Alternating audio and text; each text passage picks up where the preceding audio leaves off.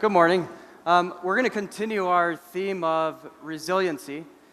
Today we're going to talk about being resilient through our faith. And kind of a weird thought is being refined by fire or the problems that might occur in our life. But through that, we're strengthened.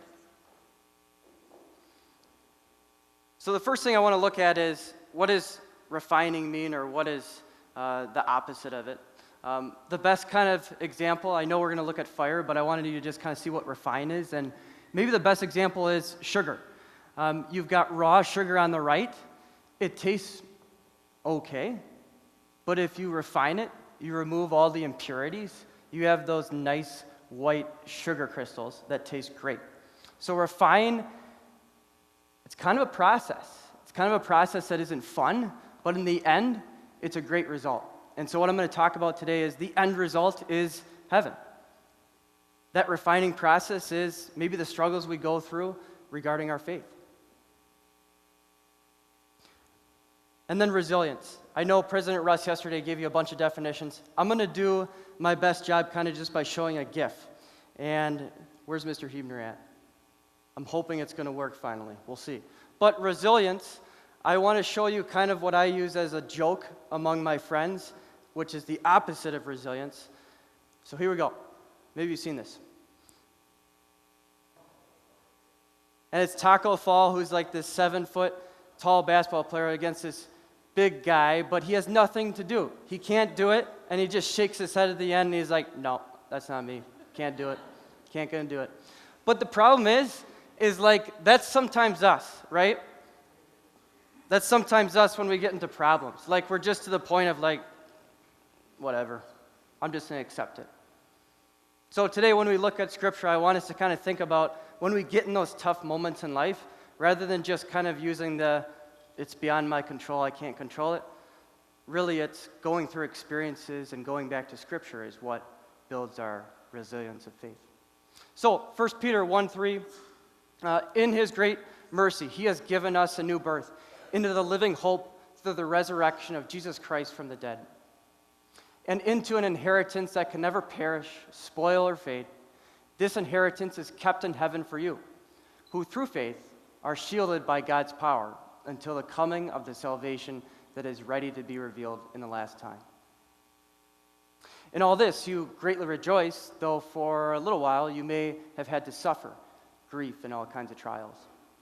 These have come so that they've proven the genuineness of your faith, of greater worth than gold, which perishes even though refined by fire, may result in praise, honor, glory, when Jesus Christ is revealed. Though you have not seen Him, you love Him, and even though you do not see Him now, you believe in Him, and are filled with an inexpressible and glorious joy, for you are receiving the end result of your faith, the salvation of your souls. So I don't know what you're going through. And I think everyone handles trials differently, so I'm not going to get into what you're going through. Just kind of think in your mind, what's really getting you down today? And then focus in on what's your purpose here as a student, and then what is your purpose later on in life?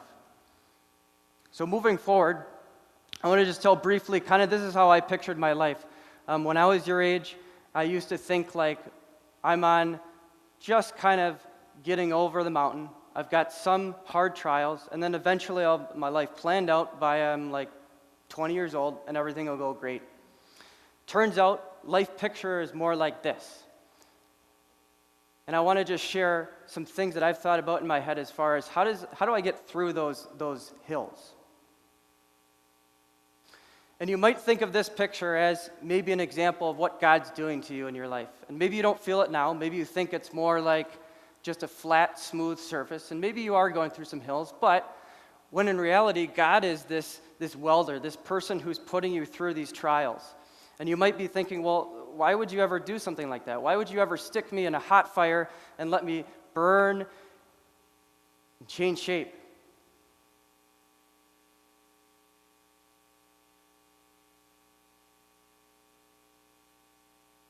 So I want to talk about how do you get rooted to go outside your comfort zone. If this isn't our comfort zone, maybe we kind of have to refocus. How do we get rooted? So I'm going to give you a couple examples here. But I want to reread the key phrases from this passage. So I'm going to reread and then kind of just give examples in life. So, new birth and a living hope. So what God's saying is, our hope, it's not going to be just burned like we see in this picture. It's not going to be something that just goes away. The hope is always there. Heaven's always there. And we receive that through Jesus dying on the cross. And it's something that's never going to go away. It's never going to perish. But it'll be revealed later in time, and we don't know when that time's going to be. But for the time here on earth, we might go through those bumps. We might go through the hot fire of life. But why is that? But if you think about it, maybe it's because we're really proving our faith to be true. Maybe we're stuck in that hot fire because we're really trying to figure out how resilient we really are and what's going to get us through there. So he refines us by fire. And we don't know when, but someday will be revealed heaven. So I got a couple thoughts here. I think if you're going through a tough time, and this is really, really hard to do, like in hindsight, but as you kind of get out of that tough time and you're in a good time, think about this often. And I'm talking about maybe life after St. Croix. Spiritual resiliency comes through experience. And I know that's like really, really tough for me to say because me being in my mid-20s, I'm like, something that is intimidating to me is sometimes when people say they have experience. But looking back on like the few years of my life, I kind of agree with that. I had to go through the tough times to get where I am today, and maybe you're thinking the same thing. And I'm going to go through tough times. It's never going to be that smooth bumpy or that smooth road. So going from number one, I think about number two. Being spiritual resilient is really just being faithful. If you ever have those times where you're like doubting your faith, if you're worrying about it, you're being resilient, which is really cool. And then my final thought here is probably the one I'm most passionate about and probably the thing that made me be a teacher today, but being refined by fire, being refined by the struggles of our life, prepares us to help others. So I want you to think about how you might do that sometime in your life, but I've got some examples of people who are maybe seeing you go through the fires of life, but are helping you out. So my 3 examples: family, friends, and teachers or pastors. And I know we talk a lot about family and friends, so I'm not going to really talk about that. I'm going to talk about Christian education here for a little second. Back at chapel, there is actually one of my former high school teachers. And for me to sit up here as a teacher and speaking to you today just reminds me of the fact that how blessed I was to have Christian teachers every day. And now to actually be in that role and to help people who are going through the fires of life and being refined, you just see a bigger picture of life. And so I know he probably doesn't remember any of those fires that I was in, and he probably thinks he didn't help me out in any way.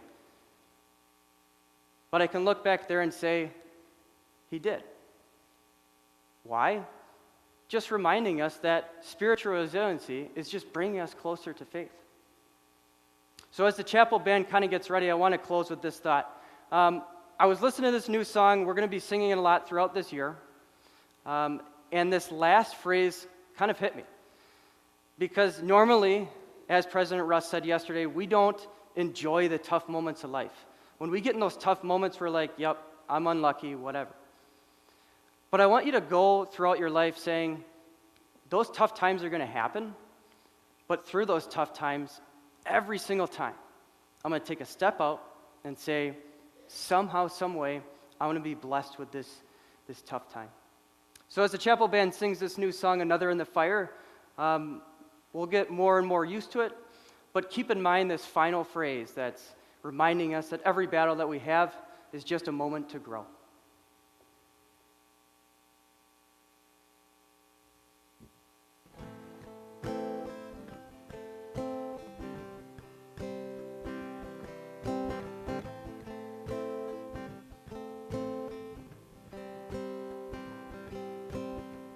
There's a grace with the heart is under fire.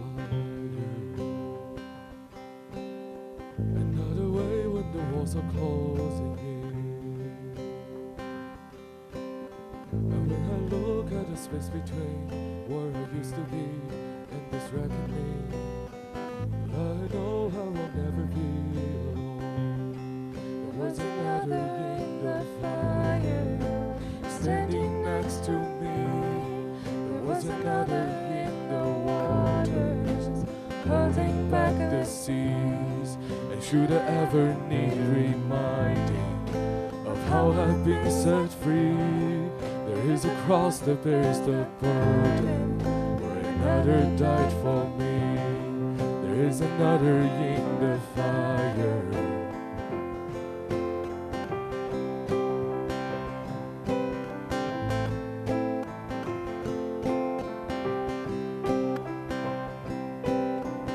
All my dove left for dead beneath the waters. I'm no longer a slave to my sin anymore. And should I fall in the space between what remains of me and this reckoning, either way I won't bow to the things of this world. I know I will never be alone. There's another in the fire standing next to me. There is another in the waters holding back the seas. And should I ever need reminding what power set me free, there's a grave that holds nobody, and the power lives in me. There's another in the fire.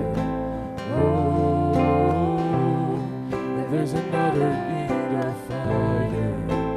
Oh, there's another in the fire. Oh, there's another in the fire. Oh,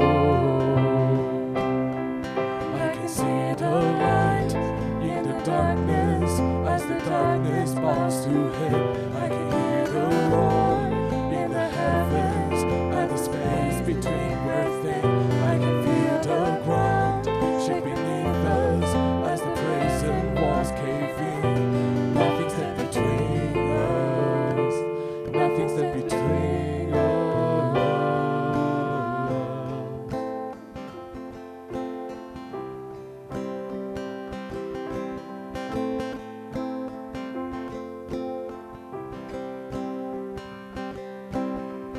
There is no other name but the name that is Jesus. He who was and still is and will be through it all. So walk away in the space between all the things unseen and this reckoning. I know I will never be alone. I know I will never be alone. There'll be another in the fire standing next to me. There'll be another in the waters holding back the seas. And should I ever need reminding how good you've been to me, I'll count the joy come every battle, 'cause I know that's where you'll be. I'll count the joy come